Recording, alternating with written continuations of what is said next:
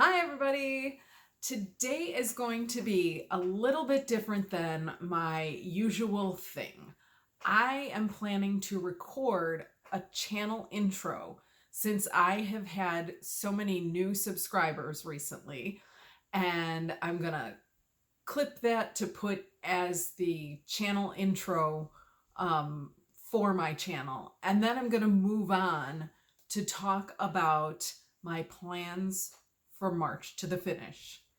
And stay tuned for that because I am planning to do a knit along with that because some of you have expressed an interest in doing it yourselves. So I would love to have a little bit of a knit along with that and see what everybody has languishing in their whip pile, and maybe we can get some things out of the whip pile and reclaim some of those needles. So with that, let's get started with the channel intro. My name is Beth. I am a knitter from the north suburbs of Chicago, and I live here with my husband, my now youngest son, and our dog Shadow. As I talk, maybe I'll be putting pictures up here for people to see of my family members. Ian just turned 22, and I know I have a good picture of him from his birthday. And I probably have some good pictures of my husband and my dog somewhere too. I just know Ian's was the most recent. And my oldest son and my daughter are living in different places in their own worlds now. They both have full-time jobs and are off working them. Shannon, if you have been watching me for a little while, was on a recent video of mine. So if you go back a few episodes, you'll see Shannon. She's right in the thumbnail. And Brandon lives in another Chicago suburb, and he's working full-time and living with his girlfriend. And my youngest, Austin, passed away in 2010 when he was 6 years old. He was a very sick child, a lot of issues, and he succumbed to an infection while he was hospitalized. So we miss him dearly, but I talk about him quite a lot in my everyday life. So I still mention him. He still is my fourth child. And as far as my knitting history, I have been knitting for a really long time. I actually started knitting when I was a child, and I learned to knit mostly from magazines and books.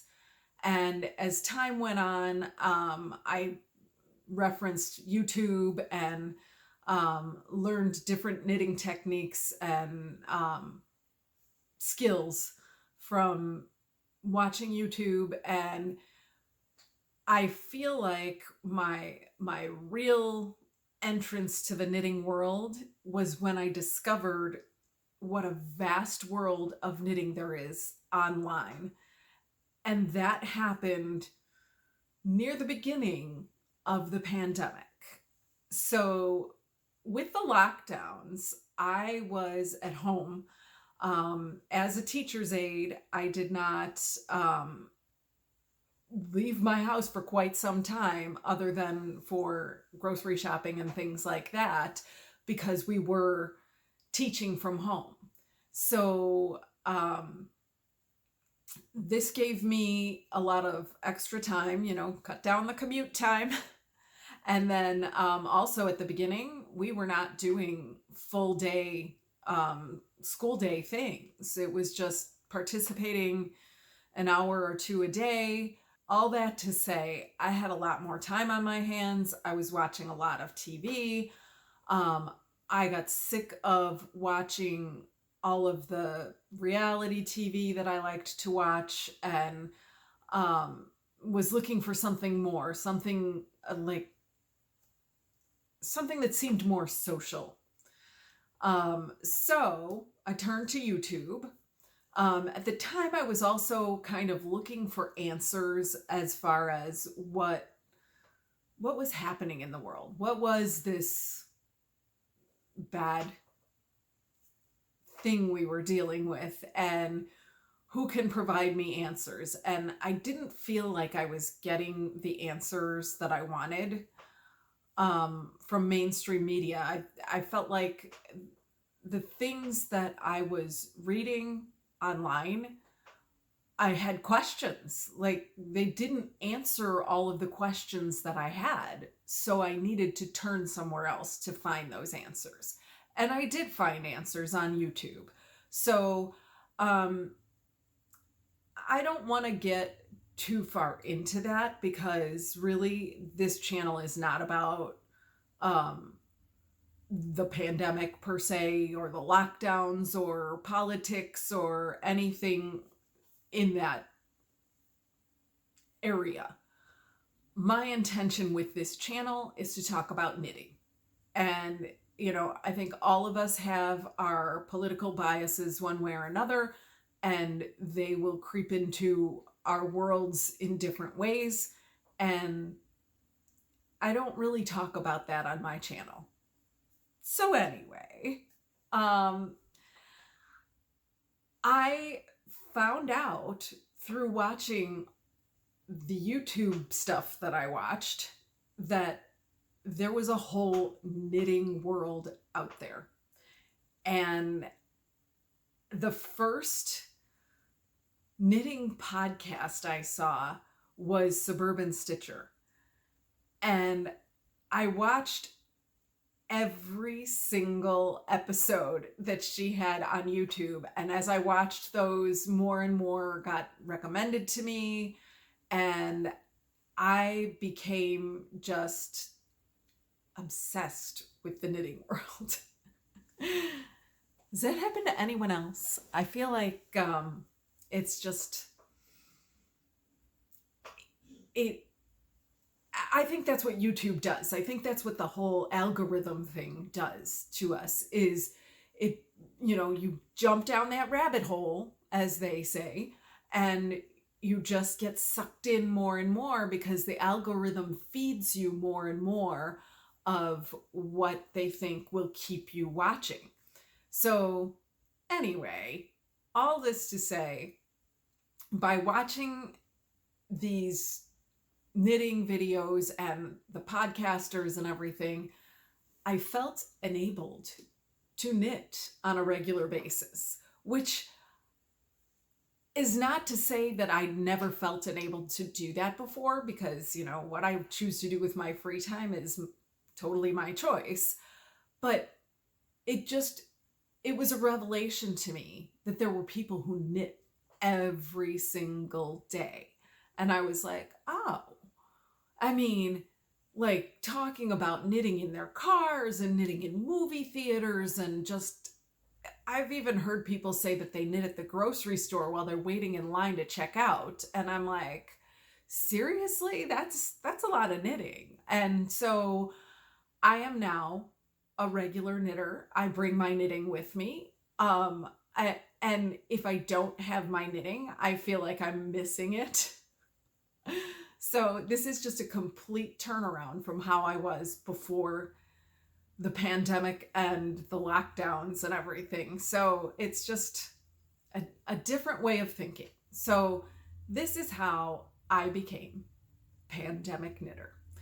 And I wanted to use that name because I wanted to show that I took the lemons that life handed us and made lemonade out of it. I decided to take my knitting to the next level and learn a whole new thing and make a life change where I am really more a knitter than I am anything else, I think. My other world that I'm in that is a small world like knitting is baton twirling. I have been coaching baton twirling since my daughter Shannon was 6 years old, and she is now 23. So I have been coaching. I coached her when she started, and when she got to those preteen years, and we started not agreeing about how her twirling was going. Got her a new coach. And then I continued to coach other people, and I am still coaching today. So that is my world. I don't think I mentioned that I'm also a teacher's aide. So that is my full-time job right now, is teacher's aide. And I am working at a school for the deaf and hard of hearing, and I am loving that job. It is really satisfying to work with children and help them as they go through their education. I work with some of the more special needs students, and I enjoy seeing how a student is from the beginning of the school year to the end of the school year, and comparing like how we're talking about what their educational needs are. And I just love playing with kids too. I am that teacher that will goof around with the kids, and they quickly learn when it's time to goof around and when it's time to be serious. It's kind of hard sometimes, especially when I'm that person on the playground with them who likes to run races with them. And then also we get in the classroom and silly time is over. Like, it's time. It's time to focus. It's time to learn again. So I think it's a hard thing for kids to learn, but I think it's also a very helpful thing for them to learn, that your relationship with someone can be one thing in one place and another thing in another place. So anyhow, that's PandemicKnittr in a nutshell. As far as what I like to knit, I like to knit mostly sweaters, I would say. Sweaters and socks are my general go-tos. I do knit some wraps, shawls, cowls, other things. I also like to knit summer tops, because I do feel like in the summertime, I want to be knitting something lighter. And I don't want to just knit socks because I'm not going to wear socks in the summer. So one thing that I really enjoy is learning different knitting textures, lace, cables, even just ribbing, seed stitch, just things that will mix it up a little bit. I like to work with different textures, and some of my videos you will see the repeat phrase is, I love a good texture. So that's my knitting.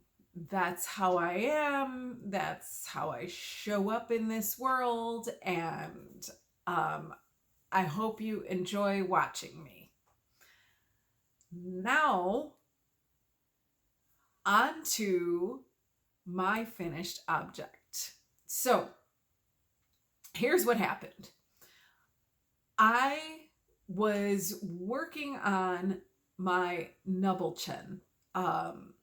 It is a doll that I found a free pattern online for. I talked about it a little bit in my last episode. I finished it and went to a baby shower, or a sprinkle, which is, some people, I'm finding out that I'm not the only one who was in the dark about this term. A sprinkle is a baby shower for a subsequent child. So my niece has a daughter, and she was she's pregnant with her second child. And so when they have a party for a second child, usually it's a smaller party.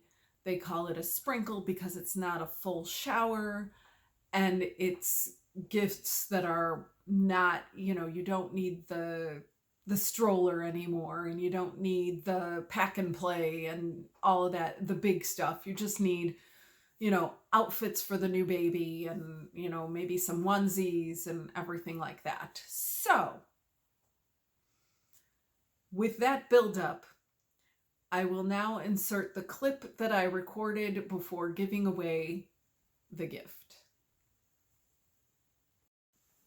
Hey guys, quick update. I just finished something and I wanted to record about it just so that I get it on video before I have to give this away. So this cute thing, I just cast it on last week. It is called Knubbelchen. I don't remember the designer name. Look at that cute green face. Oh my gosh. It's a cute little doll. I am giving this to my niece for, she's having a sprinkle today because she's having her second baby.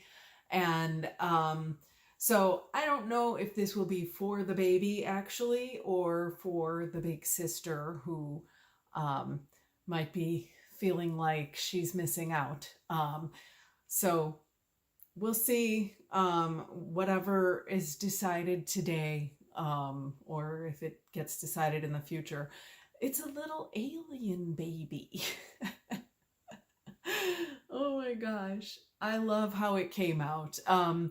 In person, I feel like, I don't know, I feel like I could have sewn the hat on better. It wasn't behaving for me. I ran out of this multicolored yarn. I was going to make the hat out of the same color. And as I was going on the hat, I was like, ooh, I'm not going to make it. So I had this purple as a leftover from a cardigan that I made before. So the little Knubbelchen is going to some deserving child, and I'm excited to give it away. And I'm probably just gonna take this small video and add it to whatever video I make next. So thanks for watching. See you later. Okay, March to the finish is upon us, and several people have said that they would like to march to the finish with me. So I decided it's time for another knit along. So in addition to the Burra Cowl, so for your information, if you haven't seen me before, I am running a knit along for the Burra Cowl, which is a pattern by Marie Wallin. Hashtag is here, and click the description below for all of the other knitting podcasts who are also running a knit along. My hashtag is different from the general hashtag just because I wanted to have people who are specifically watching me as part of this knit along. So I will be drawing for prizes for that. And let's just say if you're part of the Burra Cowl Cal, your chances with me are about 50-50 if you've already entered.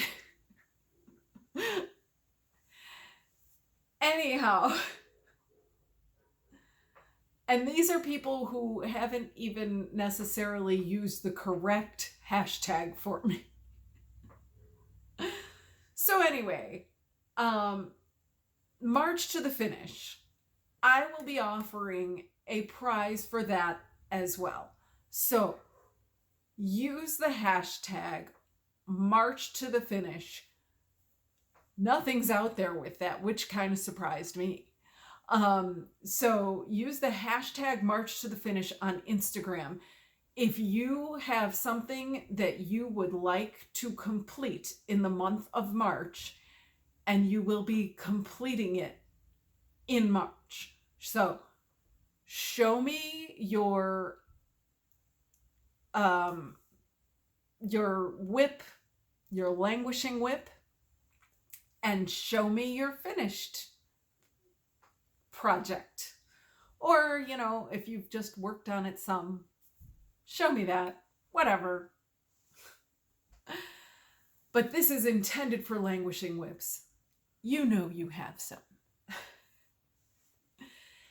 Anyhow, number one thing that I have that I want to complete is my Ingrid sweater.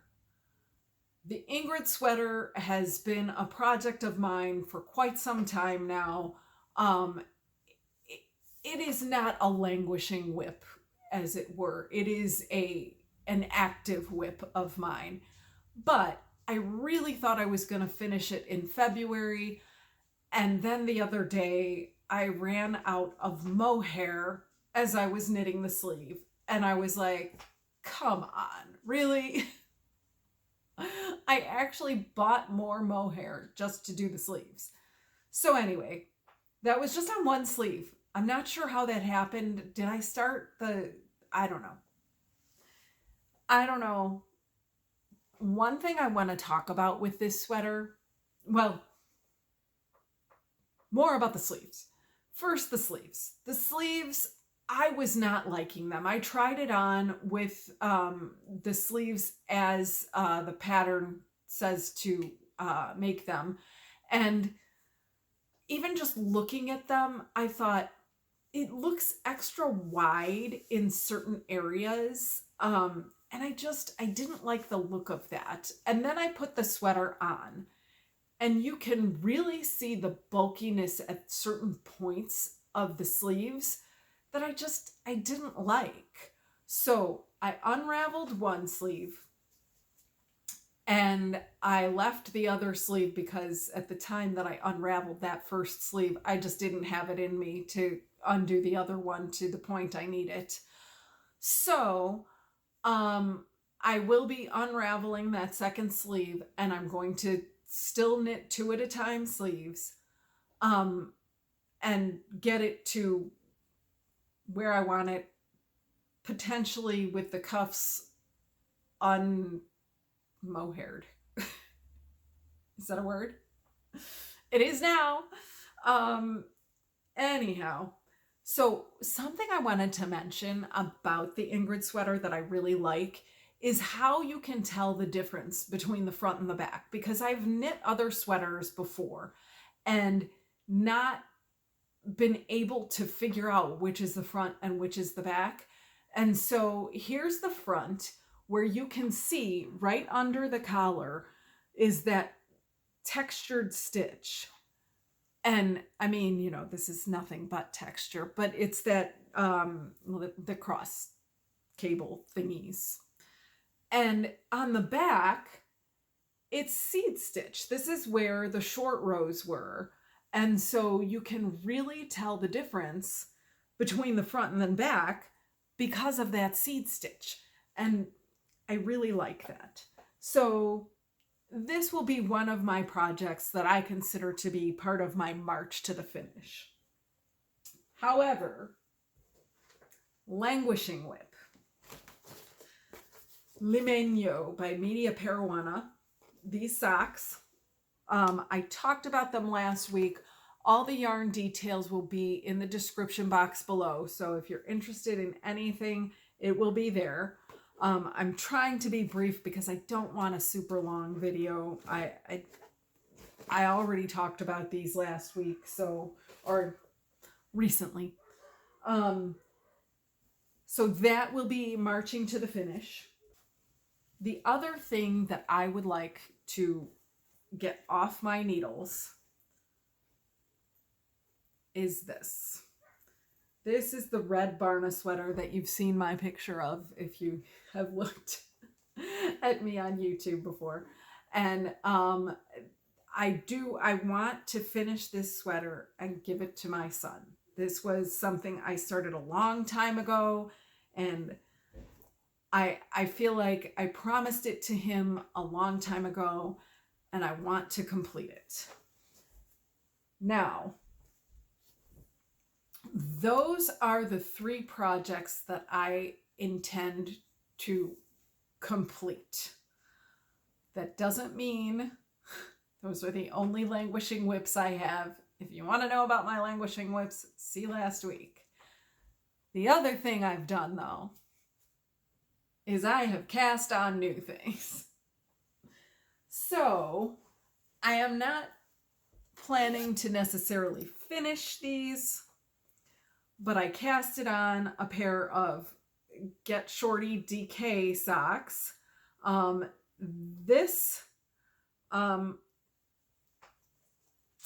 right. I bought this yarn at Elgin Knitworks. It is a set. It was a sock set. Let me see if I can find the tag. Here it is. Katya Tampere. And it was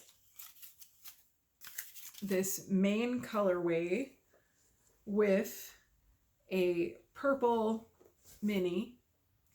So I'm going to do heels and toes in this.